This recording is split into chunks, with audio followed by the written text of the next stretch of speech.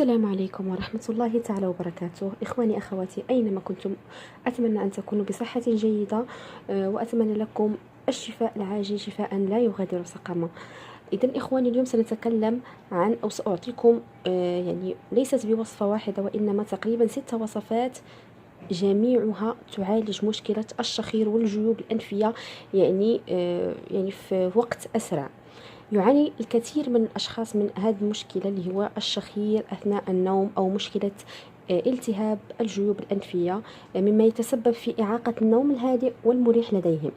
فمشكلة الشخير ليست مرضا، ولكنها تسبب الإزعاج للمحيطين والمقربين، وتكمن خطورتها في أنها تسبب لأصحابها ضيق في التنفس، عدم القدرة في التقاط النفس أثناء النوم، وفي كثير من الأحيان تسبب هذه المشكلة الإزعاج وقلة النوم للزوجين أو لباقي أفراد الأسرة. كما تؤدي المشكلات الزوجية تعكر صفو الحياة. وإذا كنت أو كنت تعاني من مشكلة الشخير أو الجيوب الأنفية، فيمكنك علاجها والتخلص منها بهذه الوصفات الطبيعية فقط، بالاكتفاء بوصفة واحدة فقط ستعطيك نتائج مبهرة فقط من داخل منزلك، دون اللجوء إلى الدكتور أو الطبيب أو أخذ أدوية كيماوية. فمن خلال هذا الفيديو سنتعرف على هذه الوصفات المعالجة للشخير. إذا نبدأ بسم الله. إذا أول وصفة سأقولها لكم اللي هو النعناع.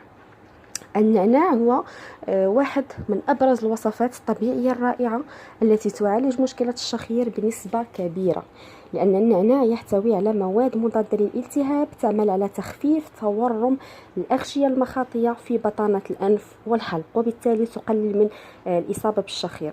فقط تقومون بإحضار القليل من زيت النعناع وتضيفونه إلى كوب من الماء الدافئ، واستخدموها في الغرغرة قبل النوم، أو يمكنك دهن بعض قطرات من زيت النعناع في الأجزاء السفلى من كل جانب من الأنف، أيضا قبل الخلود إلى النوم.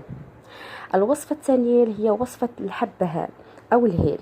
الهيل من أروع الوصفات الطبيعية الرائعة التي تلعب دور كبير في علاج الشخير، حيث تعتبر أعشاب الهيل من المضادات الحيوية القوية لاحتقان الأنف والحلق، فهو يساعد بشكل كبير على فتح الممرات الأنفية المسدودة، وكذلك مرور الهواء من خلالها، مما يخفف كثيرا من حدوث الشخير.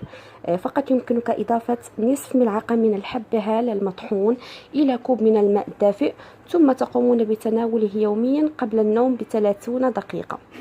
بالنسبة للوصفة الثالثة وهي زيت الزيتون الذي لا يخلو منه أي بيت. زيت الزيتون يعد من أبرز وصفات طبيعية الرائعة التي تقوم بمعالجة الشخير بنسبة كبيرة.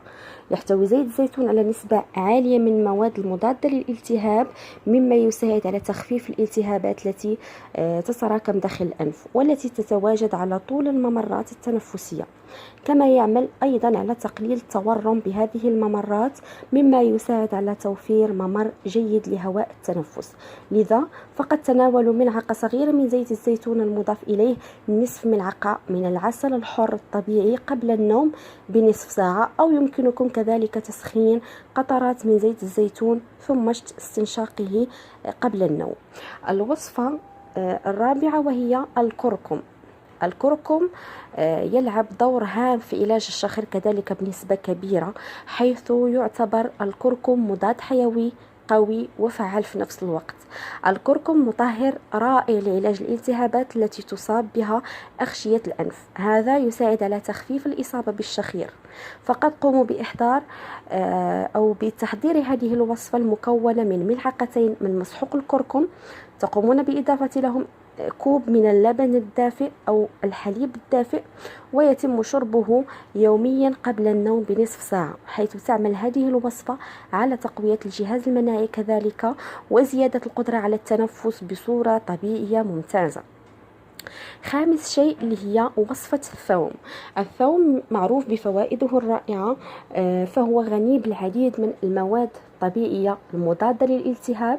فالثوم يساعد على علاج الشخير، وهو يفيد في التخلص من الشخير وتخفيف كذلك التورم والالتهاب الذي تصاب به الأغشية المخاطية داخل الأنف. تناولوا فقط فصين من الثوم في الصباح الباكر، فهو قادر على سرعة التنفس التنفس بشكل سليم.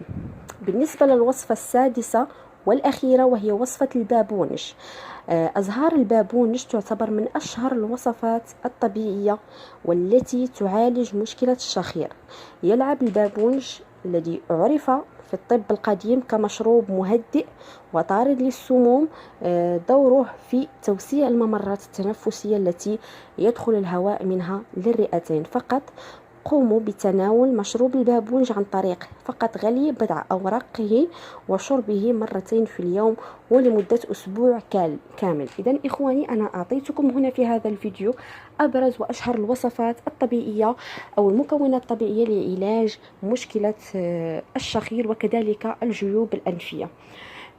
إذن فقط كذلك يمكنكم الوصفة الأخيرة، ممكن أنكم تضعون القليل من زيت الحبة السوداء مع القليل من زيت السمسم وتقومون بتقطيره في جيوب الأنفية. كذلك هذا يعني يسرح ممرات الهوائية والشعب الهوائية ويمنع انسدادها، وكذلك لن تقوموا بالشخير طوال الليل وتحسون بنوم هادئ ومريح. إخواني أخواتي، أتمنى أن أكون أفدتكم في هذا الفيديو. ما بقى لي غير نودعكم وأقول لكم إلى الملتقى بإذن الله فيديو قادم. دمتم في رعاية الله ومع السلامة، ولا تنسوا لايك للفيديو.